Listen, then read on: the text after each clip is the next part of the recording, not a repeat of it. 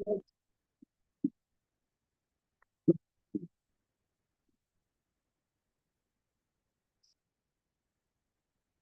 الله الرحمن الرحيم. حدثنا أبو بكر بن خلاد الباري. حدثنا يحيى بن سعيد عن شعبة بن عن ابن عجلان. أنبأنا عون بن عبد الله عن عبد الله بن مسعود رضي الله عنه قال: إذا حدثتكم عن رسول الله صلى الله عليه وسلم فظنوا برسول الله صلى الله عليه وسلم الذي هو أهناه وأهداه وأتقاه. لرجل ابن مسعود رضي الله عنه said that discussing about Rasulullah sallallahu alaihi wasallam and think of Rasulullah sallallahu alaihi wasallam that is the most the best and having taqwa.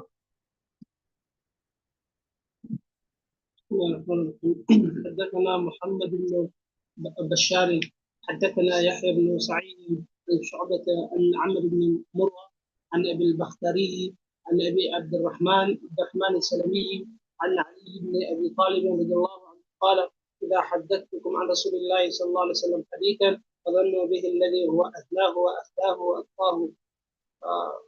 يرثكم علي رضي الله عنه. علي بن أبي طالب رضي الله عنه says, إذا حدثتكم عن رسول الله صلى الله عليه وسلم, if I inform you about Nabi صلى الله عليه وسلم حديثا فظنوا به الذي هو أهناه وأهداه وأتقاه, and you think that it is the best, the most guided, the most powerful in speech. Bismillah ar-Rahman ar-Rahim. In terms of the first hadith we did, we find that we should always think that which is based on Nabi Kareem sallallahu alaihi wasallam, of types of matters and concerns. And sometimes if you come across a hadith, right, that is authentic, right, then they may sometimes see some, improprieties or something which is improper in the hadith, right? Why? Because some hadith has more than one interpretation, right? So if we're going to interpret that hadith, then we should interpret it in such a way that the impropriety and the improperness is removed. Understand? And also we adopt, like we mentioned yesterday, also we adopt that which is supported by the Quran and the Sunnah. So we interpret it in such a way, which is closely to the Quran and the Sunnah. The second hadith we read, for the scholars, the extremely weak hadith there, right? Especially the last sentence also, in the last sentence, there's conflict, right, with the mutawatir hadith which are narrated from the Ashra Mubashara Sahaba. So the hadith is weak. So in terms of a weak hadith, what is a weak hadith? So a weak hadith is that hadith which doesn't fulfill the conditions of a sahih or hasan hadith, right? So in terms of this, there's three types of scholars that we will find, or three types of groups basically, right? You find those first, the vast majority, which they do not regard the contents of a weak hadith as conclusive proof, of that which is binding from Nabi Kareem sallallahu alaihi wasallam. Whether it is the rules of permission or prohibition or anything of virtue or fadail or whatever, they disregard the hadith which is weak. In the second group, we find that those scholars, they accept a weak hadith in matters of, when it comes to fadail, and virtue, in terms to motivate and, to urge the person, to do his action, to do some amal, creating that desire and awakening in that person. So they accepted for that reason. And the third group is those scholars that accepts a weak hadith, but basically on three conditions. Number one is that the hadith should not be extremely weak, right? So to accept the hadith, it should not be extremely weak, and it should belong basically only to those things which are daily matters, right? And the third is that, like we said, observe, right? So while acting on that hadith, obviously you should be cautious, right? That it could be that it's not exactly from Nabi Kareem sallallahu alaihi wasallam. So therefore, scholars take the stance to say that it's precaution better, right? Not to make it conclusive that is definitely from Nabi Kareem sallallahu alaihi wasallam. Understand? But in terms of fadail or urging or awakening that desire to actions and to increase in amal, then scholars do accept that, right? But we have to keep in mind, like we said, not 100% having that, that conviction that this is from Nabi Kareem sallallahu alaihi wasallam, because like we mentioned, the hadith also, next hadith will explain And there are many other hadith that, the hadith فَلْيَتَبَوَّأْ مَقْعَدَهُ مِنَ النَّارِ, that putting words in the mouth of Nabi Kareem Sallallahu, and that person should, ready his seat and prepare his seat in the fire.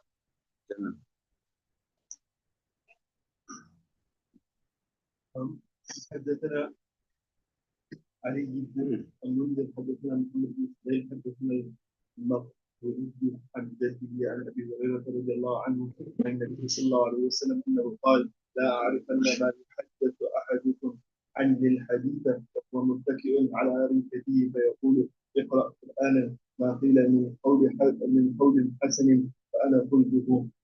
Said is narrated from Abu Hurairah radiallahu anhu. Rasulullah sallallahu alaihi wasallam said, I will not want to hear or I do not want to know of any one of you where hadith has been mentioned to him whilst he is reclining on his pillow, and he says that recite the Quran, that which is said from good speech, and indeed I have said it.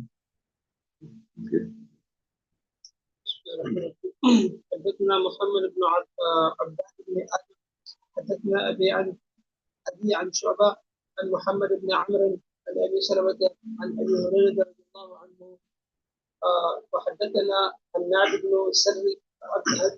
بن سبيب حدثنا عبد بن سليمان حدثنا محمد بن عمرو عن أبي سلمة أن أبا هريرة رضي الله عنه قال لرجل: يا ابن أخي، إذا حدثتك عن رسول الله صلى الله عليه وسلم فلا تذكر له الأمثال. قال أبو الحسن: حدثنا يحيى بن عبد الله الكرابيسي حدثنا علي بن الجعدي عن شعبة أن عمرو بن مرة حديث علي رضي الله عنه.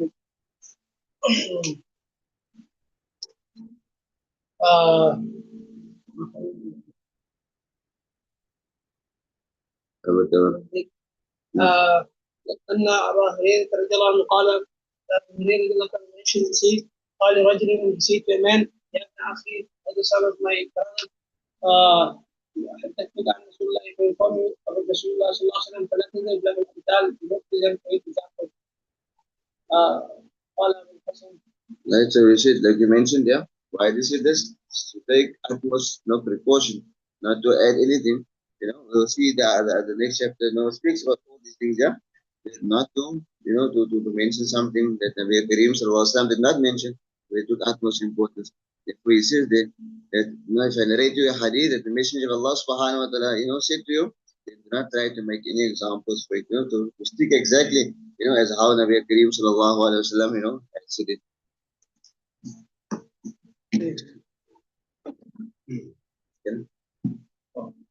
باب التوقي في حديث عن رسول الله صلى الله عليه وسلم. on being cautious in narrating from Rasulullah صلى الله عليه وسلم. حدثنا أبو بكر بن أبي شيبة حدثنا محمد بن حول حدثنا مسلم الفاطمي عن إبراهيم التيمي عن أبيه عن عمرو بن ميمون قال: ما أخطأني ابن مسعود عشية خبيث إلا أتيته فيه. قال: فما سمعته يقول بشيء قد. قال رسول الله صلى الله عليه وسلم: فلما كان ذات عشية قال رسول الله صلى الله عليه وسلم: قال فنكس.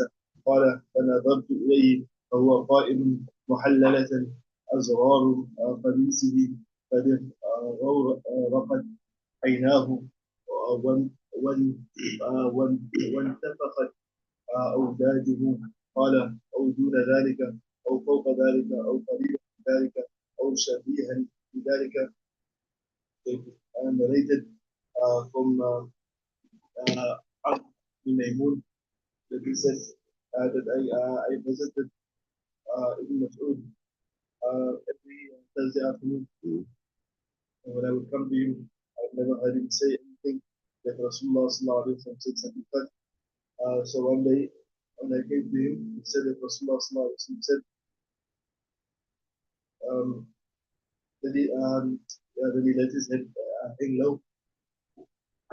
So I looked at him, and he was standing, and he was pretty with his clothes. His eyes were fluttering. And he said, or he said something like this, or close to that. or something that resembles them. So, Bismillah ar-Rahman ar-Rahim. We find Abdullah ibn Mas'ud radiallahu anhu, indicating what I mentioned there. Said something similar to what he has narrated, right? That's why he says something similar to that. So from this hadith, we find that Amr ibn Mahmoud used to visit Abdullah ibn Mas'ud radiallahu anhu every Thursday. Alright, since Abdullah ibn Mas'ud radiallahu anhu used to hold basically like a weekly, session of knowledge, gathering of knowledge, a session of knowledge and discourse that was kept in his house, on that particular day. So also in Bukhari is narrated also that, he was requested to hold those sessions of ilm and knowledge, oftentimes once a week, but he said that replies Nabi Kareem Sallallahu also used to, sometimes give nasiha on appropriate times, and some appropriate occasions, right? Lest the people would not be, the audience shouldn't become bored. So we suppose that too often the Muslim would know when to do it, right? So the people can benefit the most, right? So if they're not too bored and they are active, then more benefit, right? They would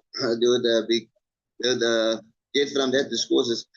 And we find that the Arabic word Ashiya refers to from the time of the decline of the sun until sunset.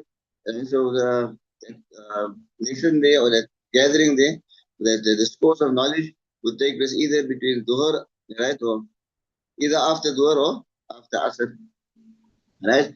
And we find the Abdullah ibn Mas'ud, like you mentioned now, the caution that they took, right? So they will always, avoid giving a verbatim narration of the hadith of the Prophet. They would, change a word or say something that Nabi Kareem sallallahu alaihi wasallam, for example, had not spoken. Right? So some scholars would give a direct narration, some would give an indirect narration. Although scholars accept both direct narration and indirect narration. But we'll see the next hadith also explained that even Abdullah Mas'ud radiallahu anhu, how he said it when he ended the hadith. So the best cause is to say, as like Nabi Kareem sallallahu alaihi wasallam said it. Right? I said the closest meaning of economics. Oh, kama qala Rasulullah sallallahu alaihi wasallam. When a person is not exactly sure, so you say, oh, kama qala Rasulullah. As how Nabi Kareem sallallahu alaihi wasallam said it, that is just out of precaution that you do not say that which Nabi Kareem sallallahu alaihi wasallam said. And this was also the practice of Anas radiallahu anhu, in this particular regard. He would also mention like that he used to practice on this. Yeah, we'll see it in the next hadith as well. حدثنا أبو بكر بن شيبة حدثنا معاذ بن عون عن محمد بن سيرين قال كان أنس بن مالك إذا حدث عن رسول الله صلى الله عليه وسلم حديثا ففرغ منه قال أو كما قال رسول الله صلى الله عليه وسلم قال يقول معاذ عن محمد بن سيرين mentioned he says كان أنس بن مالك إذا حدث عن رسول الله صلى الله عليه وسلم أنس بن مالك رضي الله عنه mentioned with regard to Nabi sallallahu alaihi wasallam hadith speech with end from it by saying أو كما قال رسول الله صلى الله عليه وسلم or like Nabi sallallahu alaihi wasallam mentioned. So like we mentioned also, if one, for example, he could not remember the exact word as how Nabi Kareem sallallahu alaihi wasallam said it, the exact words of the hadith, then the best course is to say, أو كما قال Rasulullah sallallahu alaihi wasallam. So we can also see from here that Sahaba, they took it very, very serious and they consider the hadith something very, something great. Therefore, they always narrated only also what they remembered well. You understand? Not to, because taking caution not to say something that Nabi Kareem sallallahu alaihi wasallam did not say. And we find that some, hadith scholars also, they reduce from the rule here that, that from the moment the scholar he begins to make a mistake, right, narrating the hadith, then he should stop narrating them. You understand? Because like there's more danger in that continue narrating them than stopping. And also our scholars also, therefore they said they first, like us, for example, whoever, right?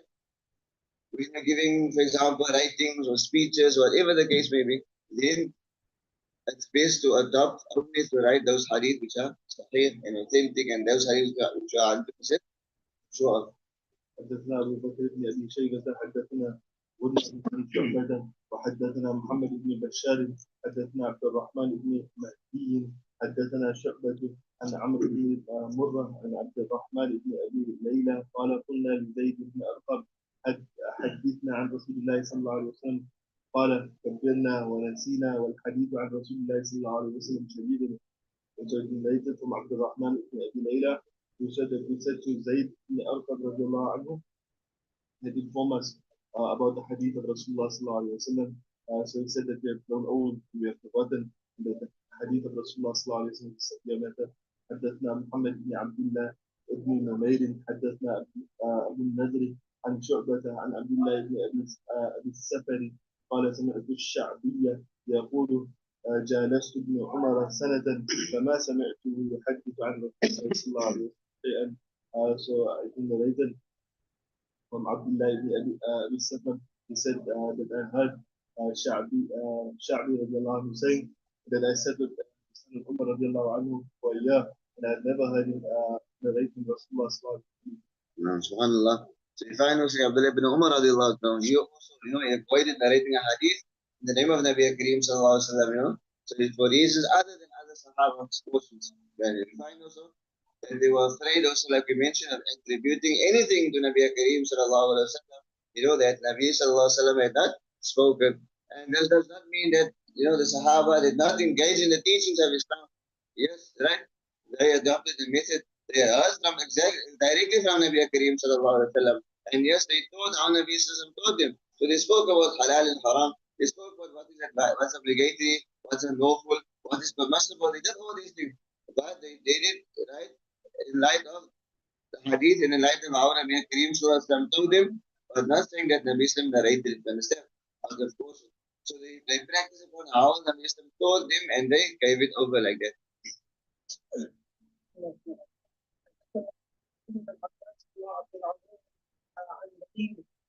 عبد الرزاق عن أبيه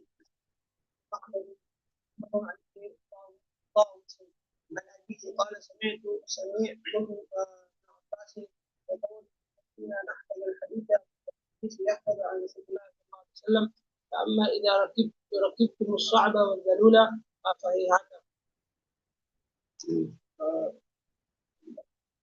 الذي from this Ma'mar and Ibn Taus narrated from his father, he says, I heard Ibn Abbas saying, memorize the hadith, and the hadith will be memorized in the verse of Nabi sallallahu alaihi wasallam. As for when the mount on the camels, the camel that's but if you go to the extremes of either exaggeration or negligence, right, in narrating hadith, then there's no way we can trust him, right? So yeah, also we find that the hadith are conclusive proofs in the Islamic law. Just as the Quran is proof, hadith as well. Sahaba took those very, very seriously. Therefore, they listened very attentively, and they, when they memorized the hadith. Ibn Abbas also, we know as we know that he was passing through the childhood phase during the lifetime of Nabi Kareem sallallahu alaihi wasallam. As such, he could hear only a limited number of hadith. So, however, as we know, Ibn Abbas he memorized a large number of hadith. Understand? From the senior Sahaba. So much so that he came to to be regarded as the major narrators, of hadith. And then we find also the rulings given by others cannot take place of prophetic traditions. Therefore, we find that to seek the proof straight away from Quran and the Sunnah. You understand? Before giving preference to anything else. So you look at the Quran and the Sunnah, and then therefore you move on to other. That's why we find that Rakibitum Sa'ba wa Dalula, right, by Hadith. So Sa'ba wa Dalul literally it means to tread the hard and soft ground. So in this hadith is figurative means you cannot distinguish between an acceptable and an unacceptable tradition, right? And but also the hadith here could mean that you must not accept the word of each and every narrator, but only of those narrators that are dependable and they are trustworthy, right? Lest again, of the caution, lest again we say anything that Nabi sallallahu alaihi wasallam spoken and not said. Understand? And we attribute something to Nabi sallallahu that was not. Should not have been attributed to him صلى الله عليه وسلم. حدثنا أحمد بن عبد حدثنا حماد بن زيد عن المجالد عن الشعبي عن قرظة بن كعب قال بعثنا عمر بن الخطاب إلى الكوفة وشيعنا فمشى معنا إلى موضع يقال له شرار فقال تدرون لما مشيت معكم؟ قال قلنا لحق صحبة رسول الله صلى الله عليه وسلم ولحق الأنصار قال لكني مشيت معكم لحديث أردت أن أحدثكم به وأردت أن تحفظوه لمن شاي معكم إنكم تقدمون على قوم بالقرآن في سورة في صدورهم هزيج كهزيج المرجل فإذا رأوكم مدوا إليكم أعناقهم وقالوا أصحاب محمد فأقلوا الرواية عن رسول الله صلى الله عليه وسلم ثم أنا شريككم شريككم كعب رضي الله عنه he said that Umar radiallahu anhu said that Kufa and he walked with us to a place called Sirar. And he said, do you know why I walked with you? So they said, because of the right of Rasulullah because of the right of Ansar. He said, however, I have walked with you to inform you of something which I want you to memorize whilst I was walking with you. That indeed, you are going to a people with the Quran bubbles in them, like the bubbling of a cauldron. So when you see them, they will turn their heads to you and they will say that the fact that Rasulullah sallallahu alaihi wasallam. Narrate Rasulullah sallallahu alaihi wasallam very better, then I will be your partner. So Bismillah ar-Rahman ar-Rahim. So look at in terms of this hadith that we find number one is that to be moved by the reading of the Quran, right? And that is basically that number one is a sign of a character and a sign of a believer, and also the sign that the person's heart is thin and soft. And number two, we find also that along with the Quran, right, it is also essential to require the knowledge of hadith. Understand? So Ibn Umar in this hadith there, right, he didn't forbid people to narrate hadith, but he forbid to overdo it, like we did in the previous hadith, isn't to overdo it. And therefore also we find from this that even students also, right, or even when we teach the students or give the hadith, and that also should be, the level of the students also should be kept in mind. You have to overdo it and give too much so that they can also take in and have some interest, right? Because what happens sometimes, you overdo it and the students lose interest, you understand? So to give just as enough for them also so the lessons can be. Inshallah, continue to end this.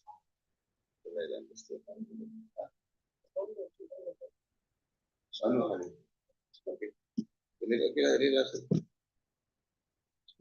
حدثنا محمد بن شاري حدثنا عبد الرحمن حدثنا حماد بن زيد عن يحيى بن سعيد عن السائب بن يزيد رضي الله عنه قال صحبت سعد بن مالك الى المدينه الى مكه فما سمعته يحدث عن النبي صلى الله عليه وسلم بحديث واحد.